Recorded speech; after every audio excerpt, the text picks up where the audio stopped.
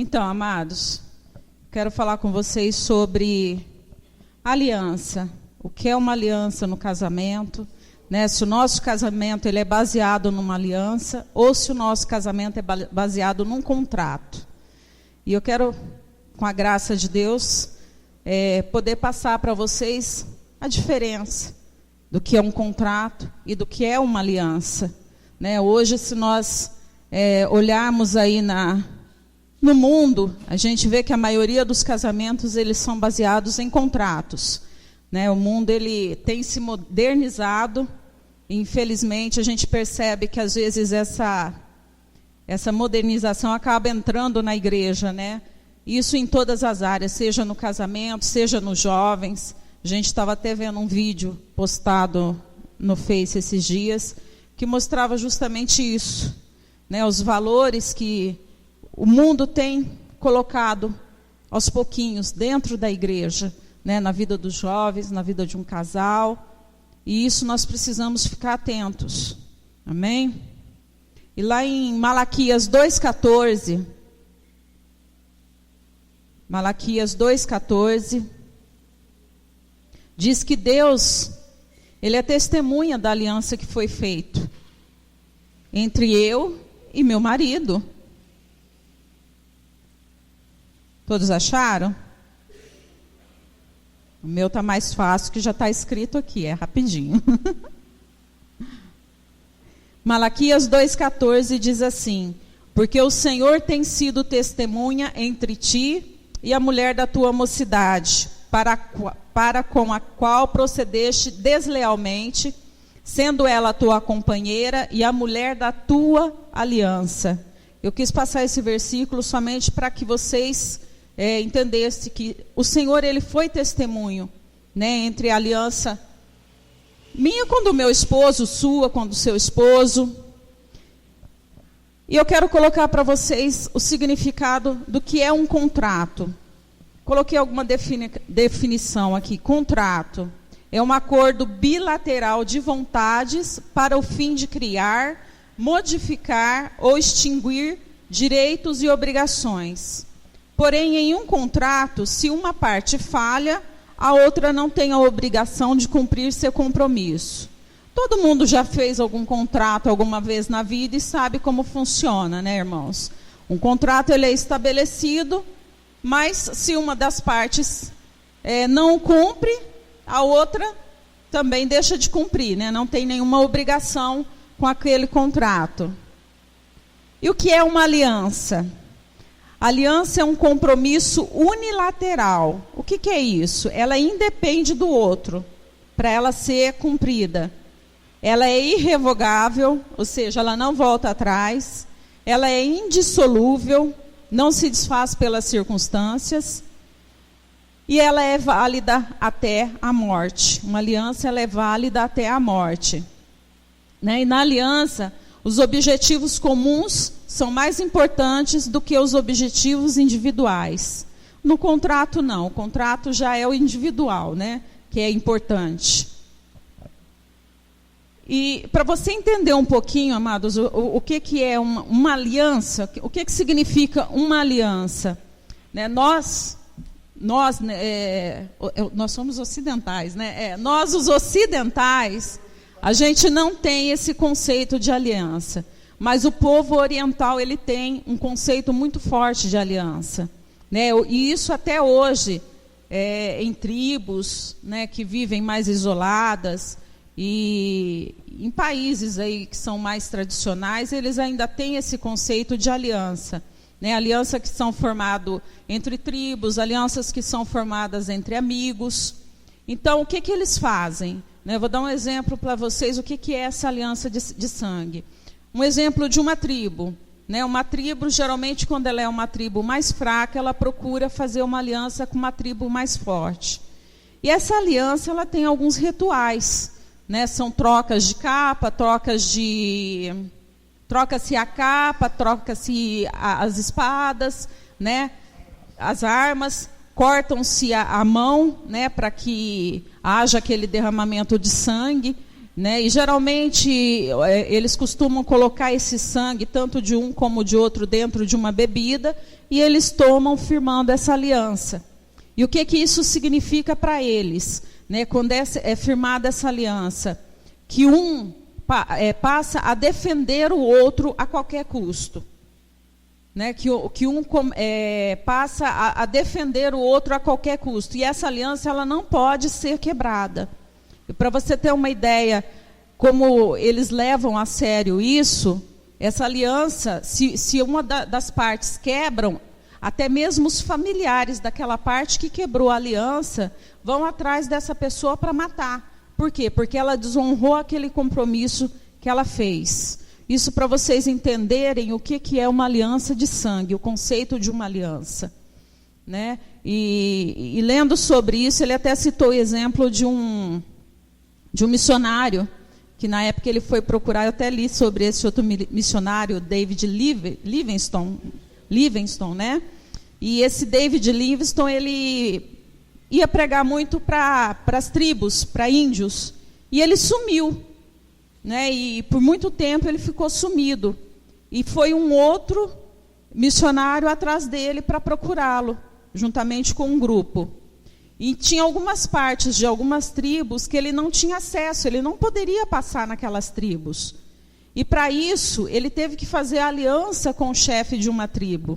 E ele não entendia muito bem esse conceito de aliança, por que ele tinha que fazer essa aliança com esse chefe. E foi feito todo aquele ritual, né? E da parte dele, ele teria que dar para aquele chefe algo que fosse muito importante para ele. E o chefe queria uma cabra que ele tinha. Só que ele disse que aquela cabra era o leite que ele bebia, né? Para se alimentar, porque era difícil, né? No meio de uma floresta, tudo, e ele queria aquela cabra. Ele falou, poxa, mas é a coisa mais importante que eu tenho, né? Mas bem, ele fez aquela aliança com aquele chefe daquela tribo. E o chefe pegou para ele e deu uma lança. Ele falou, puxa, mas que troca injusta, né? Eu dou uma cabra, ele vai me dar uma lança. E foi firmada aquela aliança. Depois que ele saiu daquela tribo, que ele levou aquela lança, quando ele chegou em uma outra tribo, e aquela tribo viu aquela lança nas mãos dele, aceitaram ele sem nenhum problema, e colocaram tudo que eles tinham à disposição dele, porque reconheceram que ele era uma pessoa que firmou aliança com uma outra tribo. Então, aquela pessoa era como se fosse da própria casa. Né? Então, uma aliança de sangue é isso, amados. E no Oriente eles têm esse conceito muito forte. Né? E se a gente for olhar na Bíblia, você vê que Deus, ele foi um Deus que firmou aliança com o seu povo também. A gente for ler lá desde Gênesis, né, até os dias de hoje, Deus foi um Deus que firmou alianças com os seus filhos. Né? Abraão, Moisés, Noé, Davi e tanto outros, né? Se você for buscar um estudo sobre isso, você vai entender. Mas por que Deus fez isso? Justamente por isso, porque o povo ia entender esse conceito de aliança, porque era algo já enraizado dentro do coração deles. Essa é a importância da aliança de sangue, né? Que é firmada entre os homens. E a aliança que Cristo fez com nós. Dá para a gente compreender também um pouquinho melhor a aliança que Cristo fez com nós, né? Através de Jesus derramando o seu sangue, firmou uma nova aliança com nós, onde nós temos acesso ao Pai, né? Onde nós temos acesso à casa do Pai. Eu achei até interessante, acho que foi até o que a gente estava ouvindo a pregação dele essa semana, o Cláudio Duarte, né? Falando sobre morte, ele diz que o cristão não morre, ele volta para casa. Eu achei interessante essa colocação dele, né? Realmente, o cristão não morre, ele volta para casa. Mas por quê? Porque através dessa aliança firmada em Jesus, nós temos acesso a esse lar. Né? E eu quero colocar isso para vocês no casamento. Né? O casamento com base em uma aliança, ele será mais eficaz em cumprir o propósito de Deus num relacionamento conjugal e familiar. Mas nós não temos visto que os casamentos têm sido baseados nessa aliança. às vezes por ignorância, por não buscarmos a palavra, por não buscarmos o conhecimento, né? A palavra até diz que o povo perece por falta de conhecimento. Então, às vezes, por desinteresse até mesmo da nossa parte, em buscar mais sobre um relacionamento, sobre um casamento, verdadeiramente o que é um casamento, a gente não entende esse princípio. E a gente tem vivido muito na base do contrato. E o que é o reflexo de um contrato num casamento, amados? O que esse contrato ele reflete sobre um casamento? Porque o contrato ele é baseado no egoísmo. O contrato ele é firmado no egoísmo, é um tentando defender a sua parte, né? Ele não é baseado no amor. A aliança não, ela é baseada no amor, mas o contrato ele é baseado no egoísmo. E um casamento que é baseado no contrato, ele tem o quê? A pessoa entra de que forma? Ela já entra com um pensamento, é uma aventura que pode ou não dar certo. Eu vou casar, se não der certo, depois eu separo. A mentalidade de contrato é isso, ele já entra pensando, se não der certo, depois eu separo. E como tem sido o modismo hoje, né, morar junto, já nem faz um contrato mais, nem tem contrato. Vamos morar junto, porque se não der certo, depois não tem a dor de cabeça de quebrar um contrato ou desfazer um casamento. Não unem patrimônio num contrato, é cada um por si. O que é meu, o que é seu, né? Não é como o pastor disse no início, né? O que é meu é seu e o que é seu é meu. Um contrato ele é baseado no quê? O que é meu e o que é seu. Né? Até mesmo nessa questão de patrimônio é separado. Né? A gente vê isso quando você vai casar. Você vai lá e ele pergunta, né? É com união de bens ou com separação de bens? Amados, eu acho que um cristão, ele não pode fazer um casamento com separação de bens. Por quê? Quando ele entra com esse pensamento, ele já entra pensando, eu vou fazer com separação de bens. Ele já entra pensando que amanhã, se não der certo, ele está resguardando aquilo que é dele. Ele está protegendo aquilo que é dele. Né? Ou seja, se não der certo o casamento, pelo menos aquilo que eu tenho eu vou guardar. Que é um conceito errado. Então, um cristão, eu acho que ele não pode casar com separação de bens, não. Ele tem que casar com comunhão de bens. O que é meu é seu. O que é seu é meu. Num casamento por contrato, a minha felicidade é mais importante. Importa que eu seja feliz. Né? A gente já ministrou aqui sobre casamento e já colocou isso. Você tem que entrar num casamento pensando, eu vou casar com aquela pessoa para fazer aquela pessoa feliz. Eu não vou casar com aquela pessoa esperando que ela me faça feliz. Né? Quando vem esse sentimento, eu vou casar esperando que ela me faça feliz, isso é um casamento por contrato. Você está esperando somente o benefício seu, egoísmo. Né? No casamento por contrato, ele sempre vai buscar proteger a si mesmo e os seus interesses. Né? Torna-se difícil ser honesto, aberto e transparente diante de um para com o outro. Eu estava buscando estudos sobre esse assunto, amados, e eu achei bonito que o autor de um livro que eu li, ele falou que a aliança ela é como um escudo no coração do casal. Né? A aliança ela entra como um escudo no coração do casal. E quando ele há esse escudo, ele não tem medo de ser ferido pelo seu cônjuge.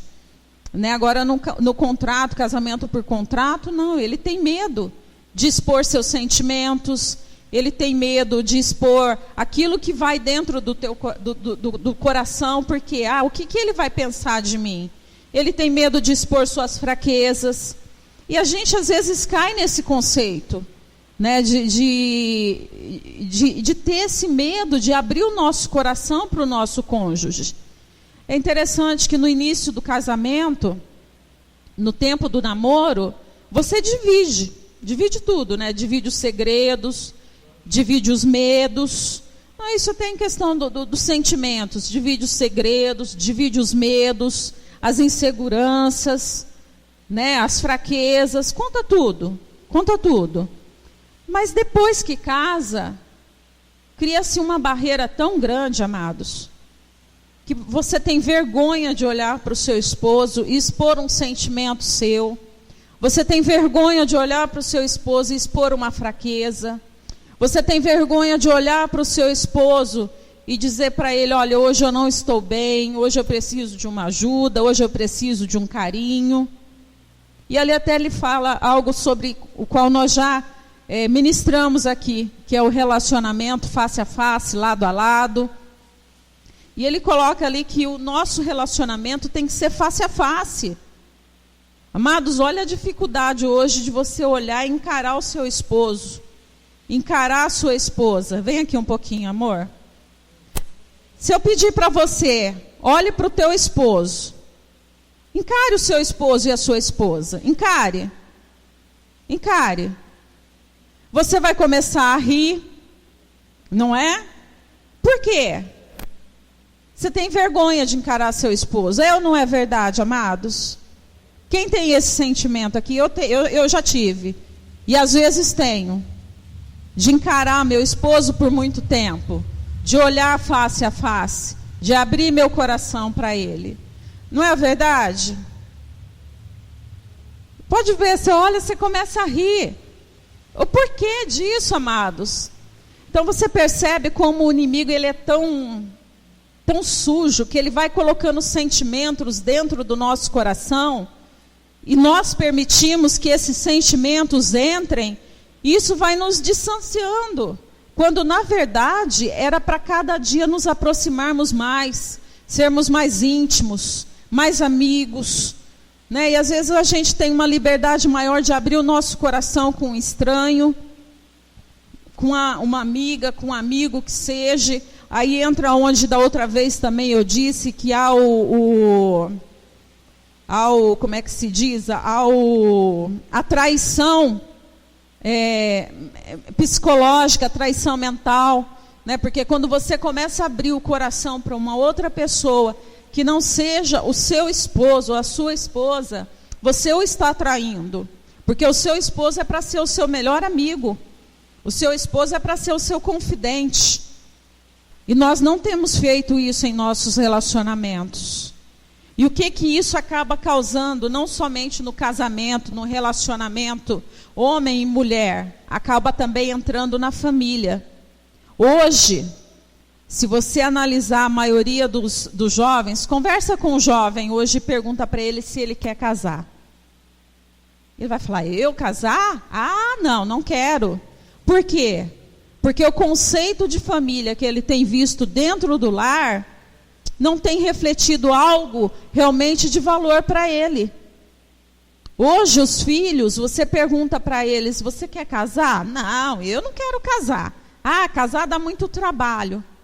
Porque nós temos mostrado um casamento de contrato dentro do nosso lar. Onde não é demonstrado o amor para com o nosso cônjuge, onde não é demonstrado o companheirismo, onde não é demonstrado a amizade. E isso acaba afetando os nossos filhos, né? Porque que o diabo ele tem entrado tanto nas famílias? Por que ele tem tentado destruir tanto as famílias? Né? Por que tem vindo esse conceito agora errado de família? Porque ele sabe que a família é a base de tudo. Ele sabe que uma família bem ajustada, bem alicerçada, ele vai ter filhos ajustados e alicerçados, principalmente a família cristã, que além de ensinar conceitos de vida, ensina conceitos cristãos, né? Então vamos ter aí também gerações futuras de pregadores, de ministradores da palavra. E ele tem tentado destruir isso dentro da família.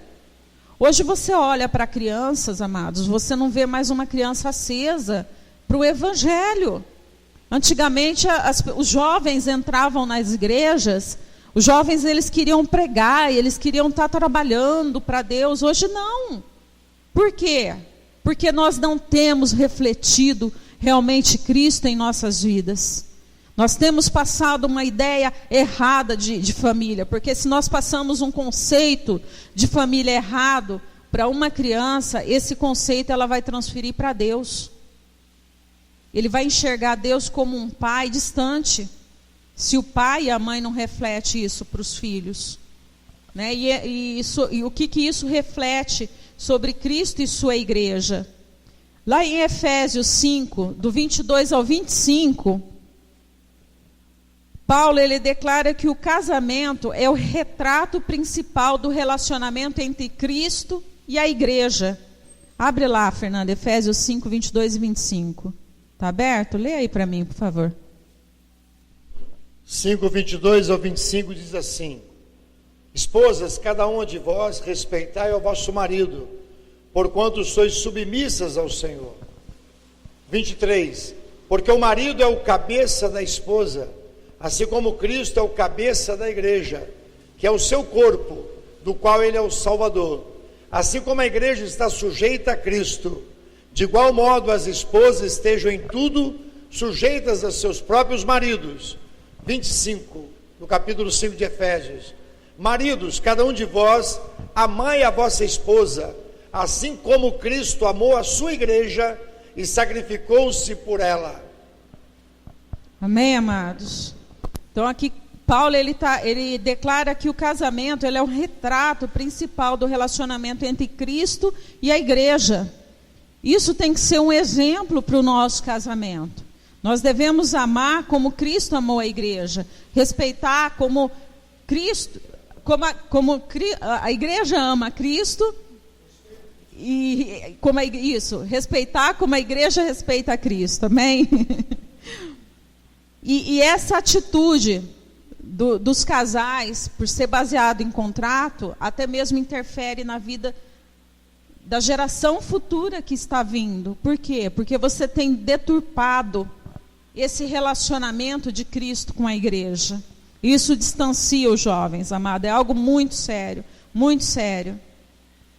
E essa é uma estratégia que o reino das trevas tem usado para mudar os valores de uma igreja e de uma sociedade. E, amados, o casamento, ele baseado em contrato, a gente vê o nosso cônjuge como inimigo. Né? Eu até tirei uma historinha que eu li num livro, eu achei interessante, chama O Traficante de Armas. O autor diz que foi um filme que ele viu, e um pedaço desse filme, haviam 2 comandantes de exércitos, países diferentes, que foram conversar para firmar um acordo, né, uma aliança entre eles a respeito da guerra. E atrás de um muro estava escondido um traficante de armas. E enquanto esses dois comandantes estavam conversando, esse traficante de armas atirou e matou um subcomandante de um dos exércitos. E de uma parte achou que tinha sido o outro comandante que tinha matado, e o outro pensou a mesma coisa. Ou seja, o que significa isso? Esse traficante de armas é o inimigo, amados, o diabo. Ele lança uma bala sobre o nosso relacionamento para que haja essa discórdia, essa desunião, e ali começou a guerra. E nesse filme começou a guerra, né, por causa desse traficante de armas. Por quê? Porque ele lucraria com a guerra. Se houvesse paz, ele não ia ter lucro nenhum. Mas com a guerra ele lucraria porque ele era um traficante de armas. E é assim que o diabo age na nossa vida, amados. Ele vem sutilmente e lança uma bala no nosso relacionamento. E nós achamos, né, que é o nosso cônjuge, que é o nosso marido, que é a nossa esposa. E eu vou até dar um exemplo disso para você compreender melhor. O autor do livro, né, que eu estava lendo, ele deu um exemplo que aconteceu com ele e a esposa. A esposa tinha ido num final de semana para um retiro de mulheres. E ele ficou em casa com os filhos. E aí os filhos chegaram no pai e falaram: pai, né, vai começar aquela feira anual que a gente vai todo ano, vamos? Ele falou, para agradar os filhos, ele nem queria ir, porque ele disse que estava passando o jogo e ele queria assistir o jogo. Mas para agradar os filhos, ele falou, vamos. E foi. com os filhos nessa feira anual, enquanto a esposa estava no retiro. Chegando lá na feira, a esposa ligou. Né? Ô, bem, onde vocês estão? Que barulho é esse? Né? Onde você está? Ah, eu estou aqui na feira com os meninos, né? Não acredito. Você foi na feira sem me avisar? Você foi na feira sem falar nada para mim? Poxa vida, você sabia que essa feira a gente vai todo ano em família? E você foi sem me falar, sem me ligar para saber se eu queria ir ou não? Ah, mas bem, eu nem pensei nisso no momento. Eu quis agradar os nossos filhos e fui. Ou seja, que mensagem que ele passou para ela, sem ele perceber. Ele não me ama, ele não sente a minha falta, ele não me respeita, né? Eu não tenho valor nenhum para eles, eu não sou nada.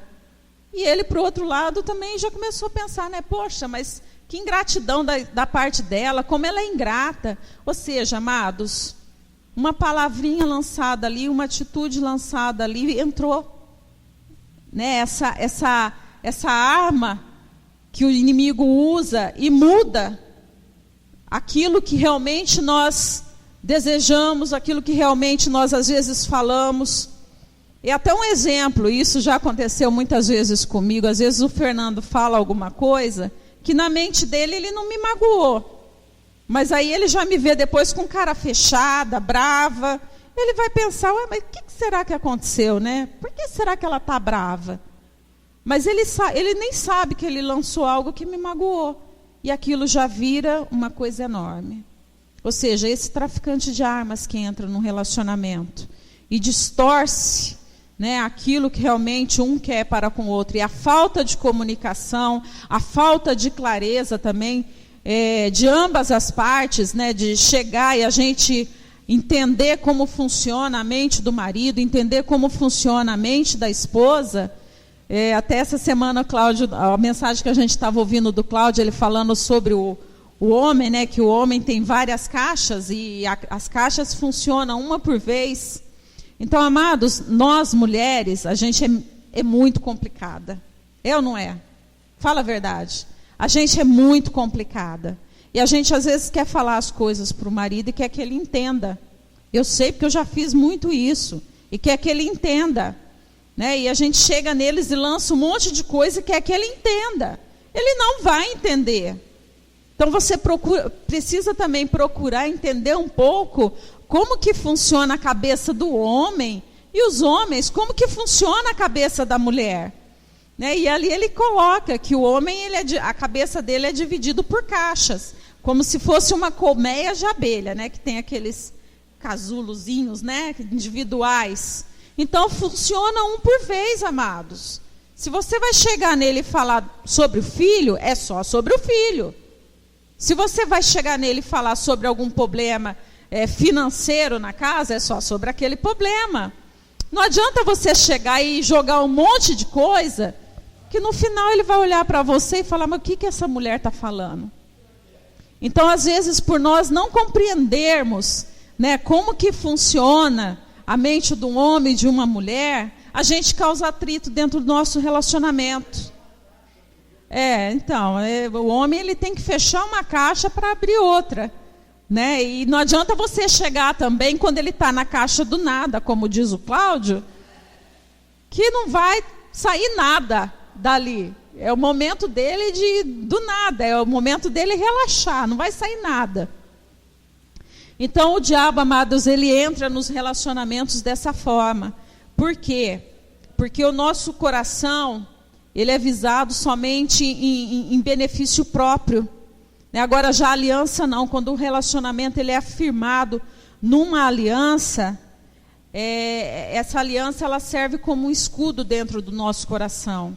E se o seu relacionamento é firmado realmente numa aliança, você vai procurar a cada dia buscar mais e mais saber o que é um casamento, como que funciona um casamento, qual é o papel da mulher no casamento, qual é o papel do marido no casamento.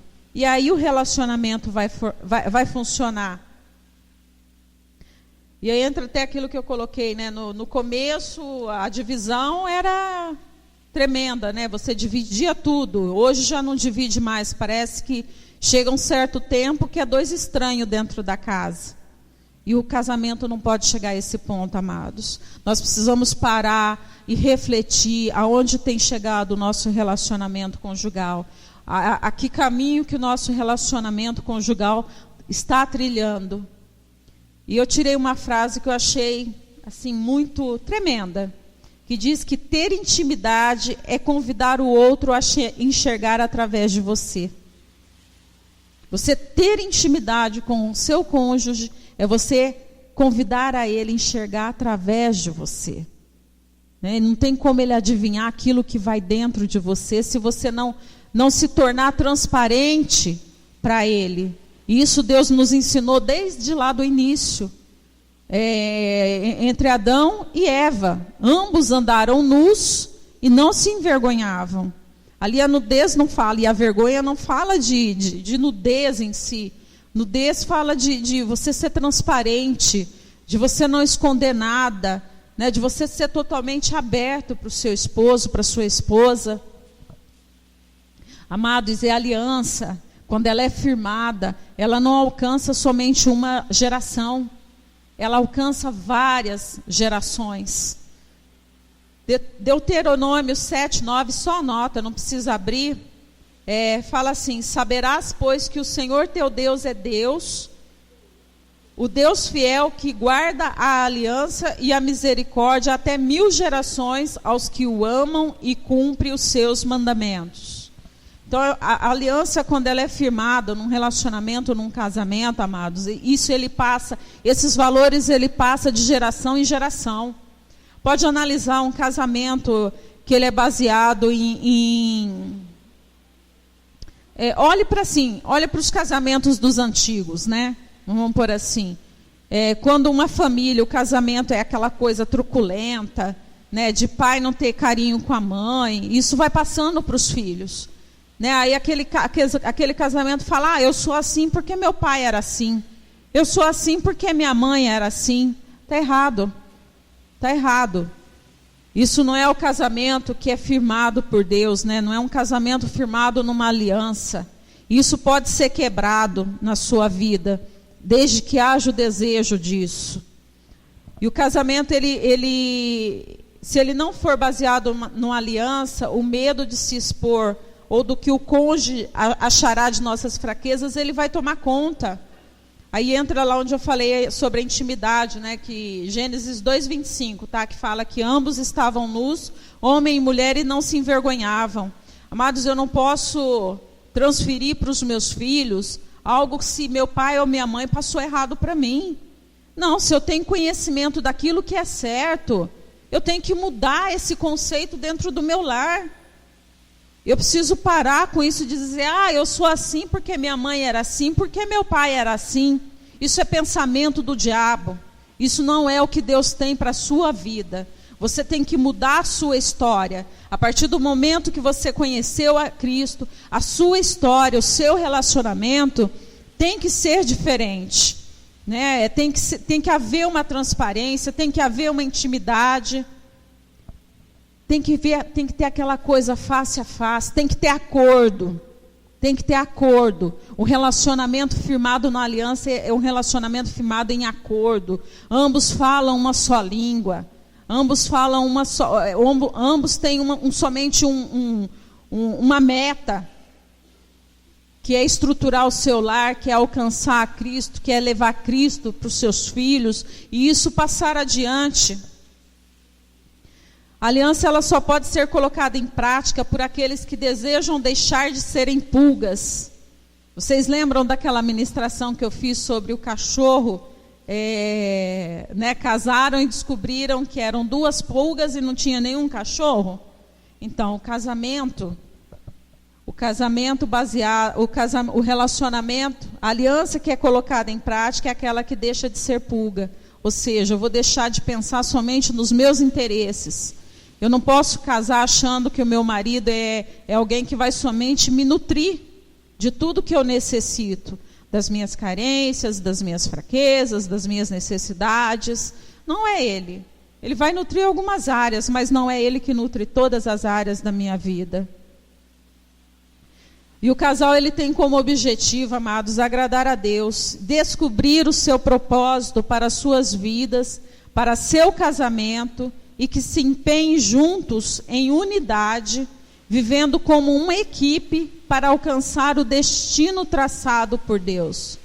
O casamento, ele tem que ser como uma equipe. Me lembra até a passagem, né, que diz que o cordão de 3 dobras, ele não se quebra tão fácil. Então, se você casou, você tem Cristo na tua vida hoje, e Ele entra no teu casamento, esse cordão tem que funcionar. Essa equipe tem que funcionar, amados. E quando nós trabalhamos juntos, a força, ela é multiplicada. Se você trabalha sozinho, você tem pouca força. Mas se você trabalha junto, essa força é multiplicada. Até um exemplo é você colocar um cavalo para puxar uma carroça e você pôr uma quantidade de peso lá. Se é pouco, o cavalo até vai aguentar, mas se você duplicar aquela quantidade, ele já não vai ter força. Mas se você colocar 2 cavalos, eles vão poder puxar aquela carroça e não além do peso multiplicado. Você pode colocar até pesos a mais, porque por trabalhar em conjunto, a força deles é muito maior. Então, precisamos trabalhar em conjunto, amados, no nosso lar, com os nossos filhos, falando uma só língua. Nós temos visto que muitos casamentos quebram porque não falam uma só língua. Isso até mesmo em relação a filhos, ou seja, até mesmo em questão de decisões, amados. Não é só na questão dos filhos, não, é qualquer decisão que o casal for tomar, se não houver um acordo, não funciona. E um casal tem que ter acordo, tem que ter um só pensamento, tem que ter uma só direção. O casamento cristão, ele não pode ter divisão. Eclesiastes 4, 9 e 12 diz que melhor é serem 2 do que 1, porque tem melhor paga do seu trabalho. Pois se um cair, um levantará o seu companheiro. Mas ai do que estiver só, pois caindo não haverá outro que o levante. Também se 2 dormirem juntos, eles se aquentarão. Mas um só, como se aquentará? E se alguém quiser prevalecer contra um, os 2 lhe resistirão. O cordão de 3 dobras não se quebra tão fácil. Ou seja, amados, nós temos princípios para conduzir a nossa vida, não só a nossa vida individual, mas a nossa vida como casal. Você tem escolha, passe a analisar o teu casamento. O que você tem vivido no teu casamento? Você tem vivido um contrato ou você tem vivido uma aliança? Você lembra, quando você casou, das promessas que você fez lá atrás no seu casamento? Fernando, que celebra casamento, o que se diz na hora da troca de votos, Fernando? Aonde tu fores, irei eu, teu Deus é meu Deus. Eu prometo ser fiel a ti até a morte, te honrando, te respeitando, na doença ou na saúde, em todo o tempo. Eu tenho certeza que todos aqui fizeram essas promessas, não fizeram? Independente se você casou numa igreja católica ou se você casou numa igreja cristã, essas fases são as básicas, amadas. É a aliança que é firmada no casamento. Você pode até pensar que aquilo que você fez lá atrás não tinha muita importância, mas diante de Deus tinha. Foi aquilo que eu li aqui no começo, Malaquias 2,14. Deus foi testemunha entre ti e a mulher da tua mocidade, a mulher da tua aliança. Deus viu aquelas promessas que você fez lá atrás. Ser fiel até a morte. Você não fala? Não é dito isso no casamento? Até que a morte nos separe? Mas isso não tem acontecido. Nós temos nos distanciado dentro de nossos lares. E às vezes não é porque você não está separado, amados, de casas ou através de um divórcio, de um documento, que não quer dizer que não haja essa separação dentro do seu lar. Você pode estar casado, mas você pode estar separado dentro do seu lar. E você está rompendo uma aliança que foi feita diante de Deus. Independente se na época você conhecia a Cristo ou não. essa aliança foi firmada diante de Deus. E isso pode começar a mudar dentro do seu lar. Se você começar a aplicar dentro da tua casa, realmente o que é um casamento de aliança. Nós temos esse poder de decisão. Você pode chegar no seu lar e hoje dizer: eu não vou mais viver uma vida de contrato, eu vou viver uma vida de aliança. E começar a restabelecer essa coisa que havia no tempo que você namorava, essa amizade que havia entre você e seu esposo no tempo que você namorava, né? Que era a divisão de segredos, sentimentos. A gente tem feito pouco isso, né, amor? Mas fazemos. A gente abre o coração um para o outro. Precisamos abrir mais, mas a gente abre um coração para o outro, na medida do que é possível. Mas sabemos que precisamos fazer mais que isso, né? É muito pouco. Amados, a igreja precisa fazer diferença nessa terra. E para a igreja fazer diferença nessa terra, ela precisa verdadeiramente viver o Evangelho na sua vida pessoal, na sua vida familiar, no seu relacionamento com as pessoas, no seu relacionamento com o seu cônjuge. Essa aliança ela é firmada também não só no relacionamento conjugal, mas no relacionamento irmão com irmão.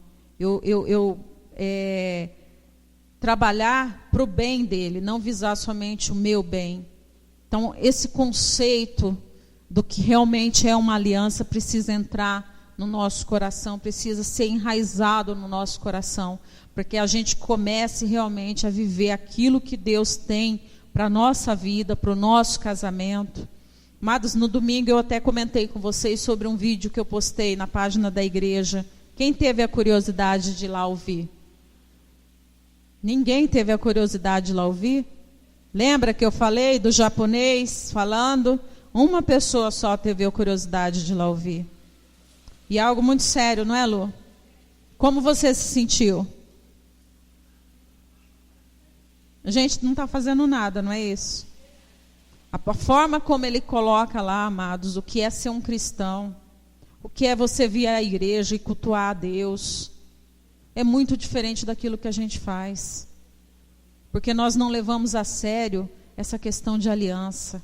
Essa aliança que Deus firmou através do seu Filho para a nossa vida. E isso precisa mudar. E quando isso começar a mudar, principalmente no nosso relacionamento pessoal com Deus, individual, não é nem de casado, é individual, com Deus, esse conceito do que é realmente ser cristão, do que é ter uma aliança com Deus, o nosso relacionamento conjugal, ele vai começar a mudar. Ele falha porque nós, como pessoas individuais, falhamos com Deus, na forma como a gente se entrega a Ele, na forma como a gente busca Ele. Então você decide se você quer um contrato ou se você quer uma aliança. Contrato, ele é baseado em desconfiança e condições. Aliança é baseado na verdade e numa promessa incondicional. Contrato, ele é para interesse próprio e ele tem data de validade. Ah, mas ele vai falar, não, mas eu estou casada. Aí entra naquilo que eu falei para você. Você pode estar casado, mas você está divorciado dentro do seu próprio lar. Isso é uma quebra de aliança. Aliança é para benefício de outros e é até que a morte nos separe. Eu vou deixar para vocês agora no final, amados, Deuteronômio 30:19. Os céus e a terra tomo hoje por testemunha contra vós, de que tenho te proposto a vida e a morte, a bênção e a maldição. Escolhe, pois, a vida para que vivas, tu e a tua descendência. Isso é o que Deus coloca para nós. Quando Ele coloca ali entre a vida e a morte, a gente pode tomar também esse conceito para o nosso relacionamento. O que nós queremos escolher? Viver, continuar vivendo um casamento errado, baseado em princípios errados, que vai conduzir à morte? Ou se nós queremos basear o nosso casamento naquilo que Deus nos ensina acerca do que é um relacionamento e conduzirmos o nosso casamento para a vida.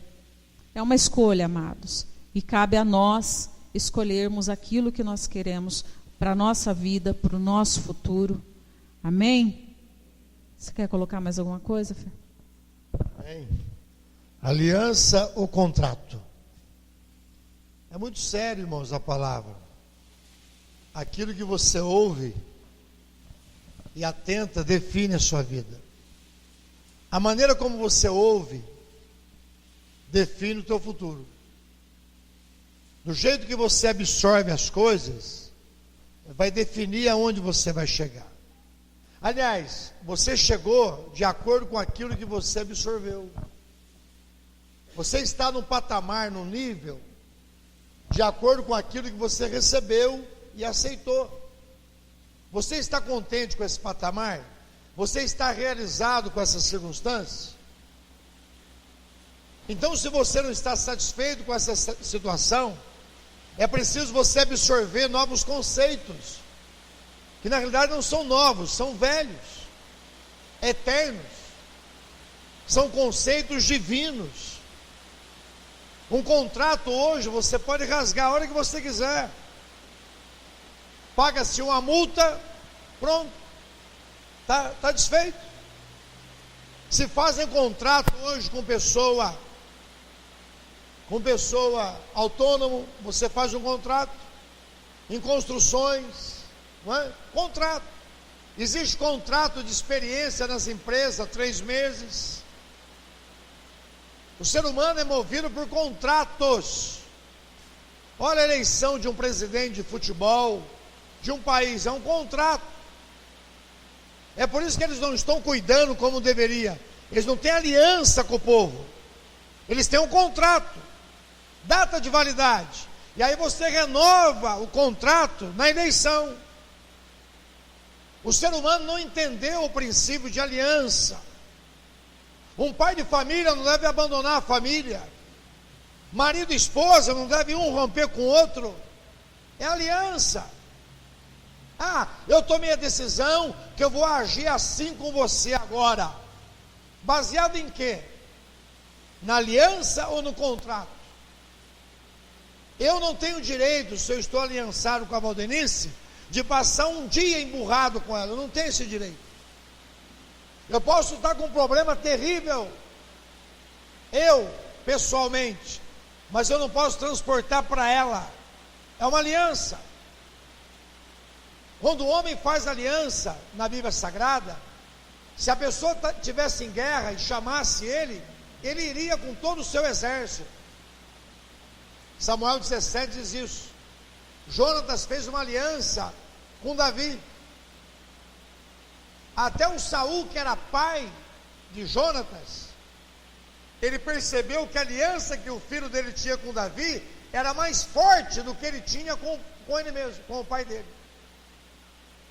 Ele fala para Davi: Davi, você vai assumir o trono. E ele era o herdeiro de Saul. Quem deveria reinar era Jonatas. Aliança. Aliança não depende do sangue. Aliança depende do compromisso. Do compromisso que você firmou com aquela pessoa. É por isso que o casamento é mais forte do que papai e mamãe. O casamento é osso do meu osso, carne da minha carne. Se eu fazer ela entristecida, eu vou me entristecer. Se ela me fizer entristecer, ela vai ficar triste. É uma só carne. Mas se você não tem sentimento, porque você está vivendo baseado em contrato. Você arranca o nariz da pessoa e depois dá rosa para ela cheirar. Você maltrata a pessoa que você vive e depois você vai, mas o que eu fiz? Isso é muito vergonhoso para nós. Nós cristãos estamos envergonhando a Jesus com os relacionamentos conjugais. Deveríamos ser como aquele casal, Isaac e Rebeca, que já velhos, estavam ali na praça, um tendo afeto com o outro, e diz a Bíblia que o rei olhou e viu que ele estava tocando aquela mulher, não como irmão, mas como marido, toca uma mulher. E ele diz para depois Isaac: Isaac, você falou que era sua irmã, não é a sua irmã, é a sua esposa. E a Bíblia diz que por causa daquele casal, Deus feriu o rei e os seus servos. Amado, um casal ajustado, amado, ele abençoa o lugar onde ele mora. As pessoas passam e falam: puxa vida, essa casa tem paz, esse lar aí é um lar ajustado, esse lar aí é um lar alinhado. Eu quero ter esse princípio na minha rua, no meu bairro, na minha cidade, no meu país. Eu quero que você tenha esse princípio na sua rua, no seu bairro, onde quer que você vá, onde quer que você vá morar. Que as pessoas possam falar: puxa vida, aquele casal mudou, mas como era bênção aquele casal. Tem casal que muda, os vizinhos fazem até festa, graças a Deus saiu. Ô família tribulada! Coisa terrível, né? Coisa terrível. Tem gente, irmãos, que estão lendo a Bíblia na nossa casa, no nosso casamento. Minha filha olha a Bíblia de família entre eu e a mãe dela. Tem gente que nunca vai ler a Bíblia. Nós somos a Bíblia deles. Não adianta você pregar para filhinho e filhinha se você não a pratica. Meu pai fumava e dizia: não quero que você fume, hein? Não tem moral para me chamar a atenção. Não tem. Não tem. É pai, mas não tem moral para me chamar a atenção naquilo que ele acha que está errado. Quem está compreendendo? Diga assim: família vem antes de todas as coisas. Digo, casal vem antes dos filhos. Vocês entenderam a ordem de Deus? Primeiro Deus, depois o casal, depois a família, depois lá fora. Primeiro Deus, depois família, depois o casal, depois... Não, primeiro o casal, depois a família, depois os filhos. Quem compreendeu? Diga: marido e mulher, depois os filhos, depois as outras pessoas. Vem, cuida da tua casa, investe tempo nela. Vamos ficar de pé, vamos orar de pé, vamos orar de pé, vamos orar de pé, vamos orar de pé, vamos orar de pé, vamos